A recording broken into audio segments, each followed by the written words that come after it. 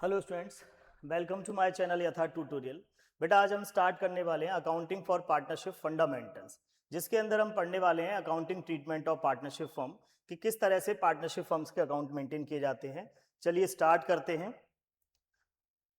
Meaning of partnership. Partnership क्या होता है? जब दो या दो से अधिक लोग मिलकर किसी व्यापार को चलाते हैं और उस व्यापार से होने वाले लाभ और हानि को आपस में बांटते हैं, उसे हम साझेदारी व्यापार कहते हैं। यहां पर एक डेफिनेशन दी हुई है आपको कि partnership is an association between two or more persons. Partnership क्या है? एक एसोसिएशन है जो दो या दो से अधिक लोगों के द्वारा बनाई जाती है। Who agree to do business and share its a profit and loss. जो बिजनेस करने के लिए सहमत होते हैं और आपस में प्रॉफिट एंड लॉस को क्या करते हैं? डिस्ट्रीब्यूट करते हैं, उसे हम पार्टनरशिप कहते हैं। Partnership is a business relations among two or more persons to share profit and loss for the business carried on by all or any of them acting for all. इसका मतलब होता है कि सभी पार्टनर्स के द्वारा पार्टनरशिप चलाया जाता है, पर ऐसा भी है कि अगर एक पार्टनर एक्टिव है, बाकी के पार्टनर्स अगर एक्टिव नहीं है, तो भी हम पार्टनरशिप बिजनेस को रन कर सकते हैं। एक पार्टनर भी उस बिजनेस को चला सकता है, बाकी के partner as a profit share के लिए पार्टनर रह सकते हैं।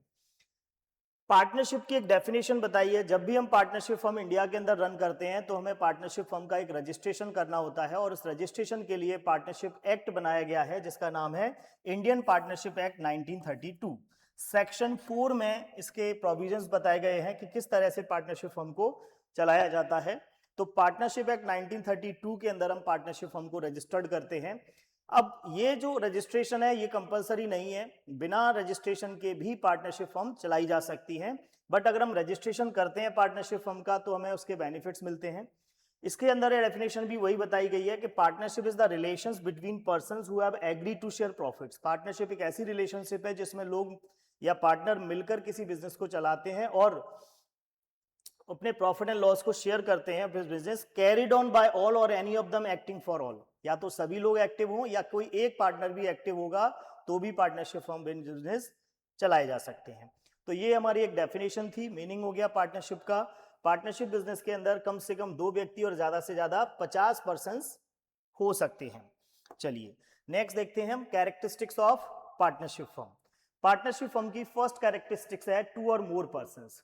In partnership business, minimum persons are required 2 and maximum persons are required 50। Minimum कितने? 50, 2 पर्सन और मैक्सिमम 50 पर्सन मिलकर दोनों 50 पर्सन पार्टनरशिप बिजनेस के अंदर हो सकते हैं। तो कम से कम दो व्यक्ति होना चाहिए और ज्यादा से ज्यादा कितने? 50 पर्सन पार्टनरशिप बिजनेस में हो सकते हैं। चलिए दूसरा है एग्रीमेंट। अच्छा भाई, एग्रीमेंट का मतलब होता है कि भाई जब हम दो लोग मिलकर किसी बिजनेस को चला रहे हैं तो उसमें फ्यूचर में होने वाले कंफ्लिक्ट को रोकने के लिए उन पार्टनर्स के बीच में एक समझौता, एक एग्रीमेंट कर लिया जाता है जिसे हम पार्टनरशिप डीड बोलते हैं। क्या बोलते हैं? Partnership deed. Partnership deed. इसका मतलब होता है कि जब हम पार्टनरशिप बिजनेस को फॉर्म करते हैं तभी पार्टनर्स के बीच में एक रिटर्न एग्रीमेंट कर लिया जाता है और उस रिटर्न एग्रीमेंट को ही हम पार्टनरशिप डीड बोलते हैं। बट ये एग्रीमेंट रिटर्न और ओरल दोनों हो सकता है, but return agreement oral agreement से ज्यादा बेटर माना जाता है, इसलिए हम ज्यादातर रिटर्न एग्रीमेंट को ही प्रेफर करते हैं। इसके अंदर पार्टनरशिप फर्म से related rules and regulations, terms and conditions and partnership की जितने भी आगे के फ्यूचर के जो नियम होंगे, जो रूल्स होंगे, वो सब इस डीड में लिख लिए जाते हैं जिससे फ्यूचर में पार्टनर्स के बीच में डिस्प्यूट्स नहीं आए। तो सेकंड पॉइंट है हमारा एग्रीमेंट। थर्ड है existence of business and profit motive. Partnership business चलाने का जो ऑब्जेक्टिव होना चाहिए वो क्या होना चाहिए? Profit motive. एनजीओ को हम पार्टनरशिप बिजनेस कंसीडर नहीं करते हैं या नॉन प्रॉफिट ऑर्गेनाइजेशंस को कंसीडर नहीं करेंगे। इसका मेन ऑब्जेक्टिव होता है प्रॉफिट अर्न करना, क्योंकि हम प्रॉफिट के लिए ही पार्टनरशिप बिजनेस कर रहे हैं, तो प्रॉफिट मोटिव होना चाहिए। Sharing of profit. पार्टनर्स का प्रॉफिट किस रेशो में डिस्ट्रीब्यूट किया जाएगा, इस रेशो पहले से डिसाइड होता है पार्टनर्स के बीच में। और जब हम पार्टनरशिप फर्म को फॉर्म करते हैं तभी हम पार्टनर्स का रेशो डिसाइड कर लेते हैं प्रॉफिट डिस्ट्रीब्यूशन के लिए कि कितना प्रॉफिट पार्टनर्स को डिस्ट्रीब्यूट किया जाएगा। अगर पार्टनर्स ने रेशो डिसाइड नहीं किया है, अगर पार्टनर्स ने रेशो डिसाइड नहीं किया है तो फिर इस केस में इंडियन पार्टनरशिप एक्ट 1932 के प्रोविजंस में बताया कि एब्सेंस ऑफ डीड के केस में प्रॉफिट को इक्वली डिस्ट्रीब्यूट किया जाएगा। कैसे डिस्ट्रीब्यूट किया जाएगा? इक्वल। नेक्स्ट है relationship of principal and agent. Partnership firm के अंदर जो रिलेशनशिप होती है एजेंट पार्टनर्स और फर्म की, उसको हम प्रिंसिपल और एजेंट का रिलेशनशिप बोलते हैं। फर्म को प्रिंसिपल बोला जाता है और पार्टनर्स को एज अ एजेंट कंसीडर किया जाता है। तो ये ऑब्जेक्टिव क्वेश्चंस में कभी कभी पूछा जाता है कि पार्टनर्स की और फर्म की रिलेशनशिप क्या कहलाती है, तो प्रिंसिपल एंड एजेंट की रिलेशनशिप कंसीडर होती है। Business carried on by all or any of them acting for all. इसका मतलब होता है कि जो बिजनेस है पार्टनरशिप का वो सभी पार्टनर्स के द्वारा एक्टिवली पार्टिसिपेट करना होता है। बट अगर एक पार्टनर एक्टिव है, बाकी के पार्टनर ऐसा स्लीपिंग पार्टनर है या वो एक्टिव पार्टनर नहीं है, तो भी पार्टनरशिप फर्म को चलाया जा सकता है। एक पार्टनर भी पार्टनरशिप फर्म में सारी एक्टिविटीज को परफॉर्म कर सकता है। अनलिमिटेड लाइबिलिटीज का मतलब क्या होता है? अनलिमिटेड लाइबिलिटीज का मतलब होता है कि इन केस ऑफ लॉस या dissolution of firm, the firm's assets are not sufficient to payment of debt, then personal property of partners can be attached for the debt payment of debt.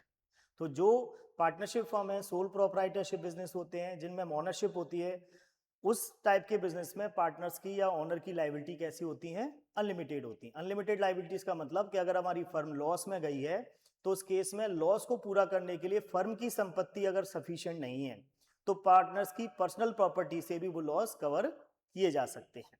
उनकी personal property को attach कर लिया जाता है, उसको कहते हैं अनलिमिटेड लाइबिलिटीज। ठीक है, तो ये हमारी कैरेक्टरिस्टिक्स हो गई पार्टनरशिप फर्म की भाई। नेक्स्ट आता है राइट्स ऑफ पार्टनर्स। पार्टनर्स के क्या राइट्स होते हैं पार्टनरशिप फर्म में?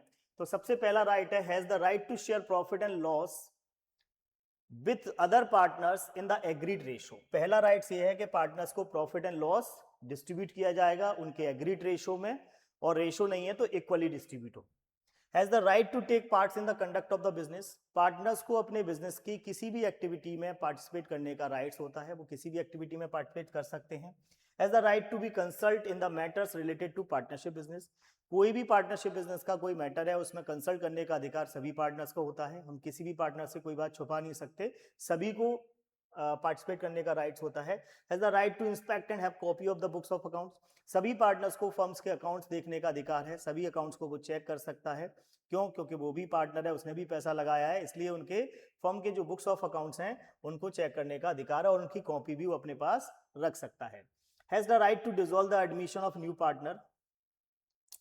उसको अधिकार है कि नए पार्टनर को फर्म में अगर बुलाना है तो सभी पार्टनर का कंसर्न होना जरूरी है, या फर्म को डिसॉल्व करना है तो पार्टनर डिसॉल्व भी करवा सकते हैं पार्टनरशिप फर्म को।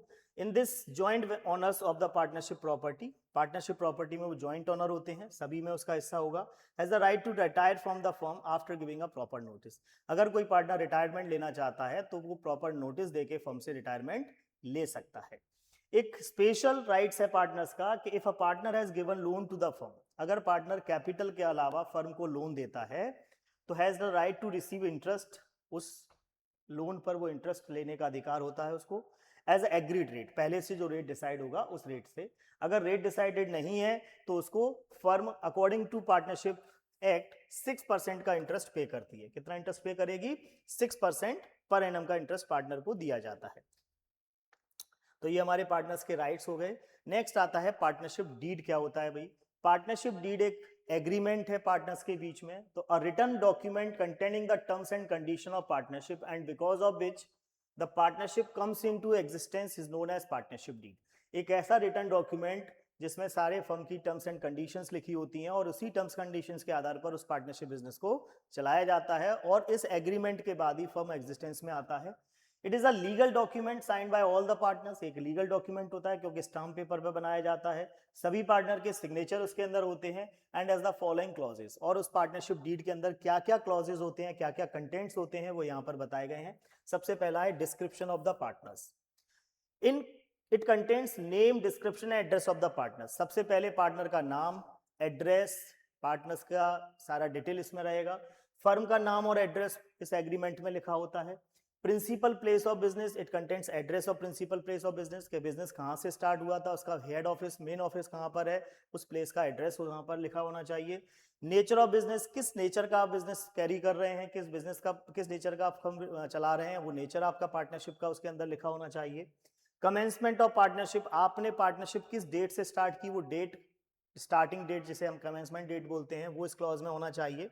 एंड नेक्स्ट है कैपिटल कंट्रीब्यूशन, पार्टनर्स के बीच में कितनी कैपिटल फर्म के लिए लगाई गई थी वो सारी डिस्क्रिप्शंस में होना चाहिए कि कितनी कैपिटल पार्टनर्स ने इन्वेस्ट किया है पार्टनरशिप बिजनेस में, कंट्रीब्यूट किया है, कैपिटल फिक्स्ड है या फ्लैक्चुएटिंग है, ये इन्फॉर्मेशन इस डीड में लिखी जाती है। इंटरेस्ट ऑन कैपिटल पार्टनर्स को किस रेट से दिया जाएगा, वो इंटरेस्ट ऑन कैपिटल पार्टनर्स का पे कितना रेट से करना है ये लिखा होता है। पार्टनर से ड्राइंग पर इंटरेस्ट किस रेट से चार्ज किया जाएगा, ये इंटरेस्ट रेट लिखा होगा। प्रॉफिट शेयरिंग रेशो क्या होगा पार्टनर्स का, किस रेशो में वो प्रॉफिट लॉस डिस्ट्रीब्यूट करेंगे, ये इस डीड के अंदर लिखा जाता है। इंटरेस्ट ऑन लोन पार्टनर्स को कितना दिया जाएगा, तो लोन के लिए क्या रूल है कि अगर रेट ऑफ इंटरेस्ट पहले से गिवन है तो उसी रेट से इंटरेस्ट मिलेगा, लेकिन रेट ऑफ इंटरेस्ट नहीं गिवन है तो 6% के हिसाब से उसको इंटरेस्ट पे किया जाता है। नेक्स्ट है रेम्यूनरेशन ऑफ पार्टनर्स। अगर कोई पार्टनर काम कर रहा है, वर्किंग कर रहा है, तो उसको सैलरी और कमीशन कितना पे किया जाएगा, ये पहले से लिखा होता है। वैल्यूएशन ऑफ गुडविल किस मेथड से किया जाएगा और कब किया जाएगा, रिकंस्टिट्यूशन के टाइम पर हम वैल्यूएशन किस तरह से करेंगे, ये इसकी सारी टर्म्स एंड कंडीशंस लिखी होती हैं। असेट्स का वैल्यूएशन कैसे किया जाएगा, इसके लिए रिकंस्टिट्यूशन पार्टनरशिप फॉर्म में असेट्स किस तरह से रिवैल्यूड की जाएंगी। सेटलमेंट ऑफ अकाउंट क्या होगा, it specify the manner which is the account of the partner shall be settled cases of the partners retirement or death in the event of dissolution of firm. Accounting period कितना रहेगा, कितने कौन से accounting years के हिसाब से हम अपने अकाउंट्स मेंटेन कर रहे हैं, तो दो होते हैं, एक फाइनेंशियल ईयर और एक कैलेंडर ईयर। फाइनेंशियल ईयर में अप्रैल से मार्च तक चलता है और कैलेंडर ईयर जनवरी से दिसंबर तक चलता है। तो ये सारी चीजें इस डीड के अंदर लिखी होती हैं, इसी को हम कहते हैं partnership deed. Duration of partnership form कितनी रहेगी, कितने टाइम के लिए पार्टनरशिप को हम चला रहे हैं, तो पार्टनरशिप एट विल ज्यादातर इंडिया में रन की जाती है, एक्टिव पार्टनरशिप जिनको हम पार्टनर की इच्छा के अनुसार चलाते हैं। बैंक अकाउंट ऑपरेशंस क्या रहेंगे हमारे, डेथ ऑफ पार्टनर के केस में किस तरह से अकाउंट सेटल किए जाएंगे, सेटलमेंट ऑफ डिस्प्यूट्स किस तरह से किए जाएंगे, ये सारी चीजें इस कंटेंट्स में लिखी होती हैं, इसी को हम पार्टनरशिप डीड कहते हैं। और इसमें ये सारी चीजें जो लिखी हुई हैं इसके अकॉर्डिंग ही पार्टनरशिप फर्म को चलाया जाता है। क्लियर है इतना। इंपॉर्टेंस ऑफ पार्टनरशिप डीड, क्यों जरूरी है पार्टनरशिप डीड बनाना भाई, तो सबसे पहले हम बात करते हैं, it regulate the rights duties and liabilities of each partner.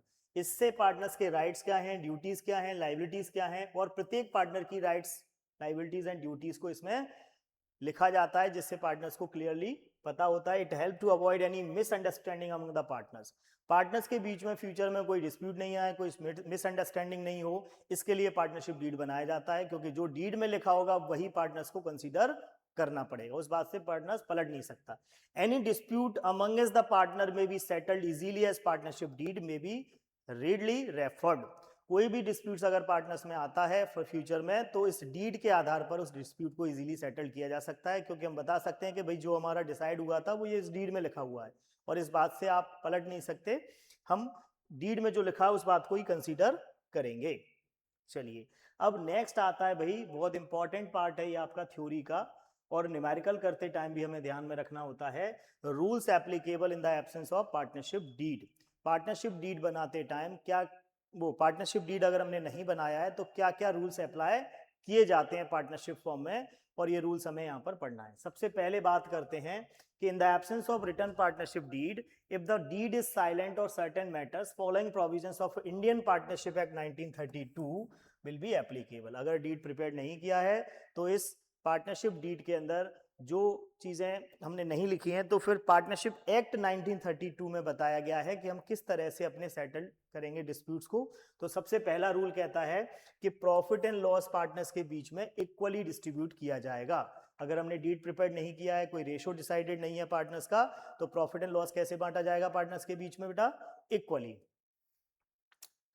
दूसरा है interest on capital, no interest on capital is allowed to partner in the absence of partnership deed. किसी भी पार्टनर को इंटरेस्ट ऑन कैपिटल नहीं पे किया जाएगा। Interest on loan, if any partner apart from his share of capital advance some amount of the partnership firm as a loan, he is entitled to interest on such amount at the rate of 6%।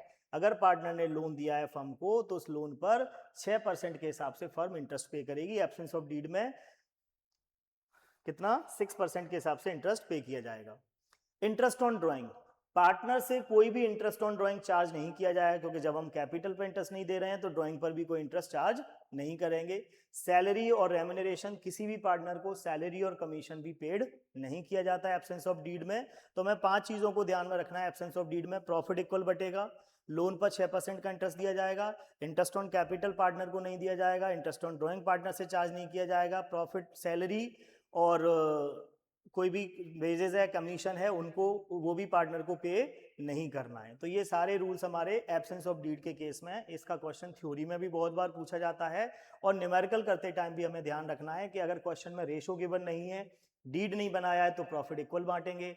Loan अगर दिया हुआ है तो उस पर 6% के हिसाब से ब्याज पे करना है। तो बेटा आज हमने यहाँ पर कुछ थ्योरी डिस्कस की है पार्टनरशिप फर्म की।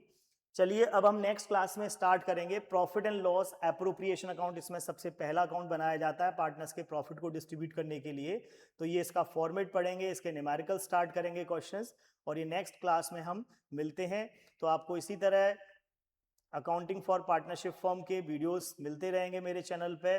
तो वीडियो अच्छी लगी हो तो लाइक एंड सब्सक्राइब कीजिए और ज़्यादा से ज़्यादा लोगों को शेयर कीजिए। Thank you for watching.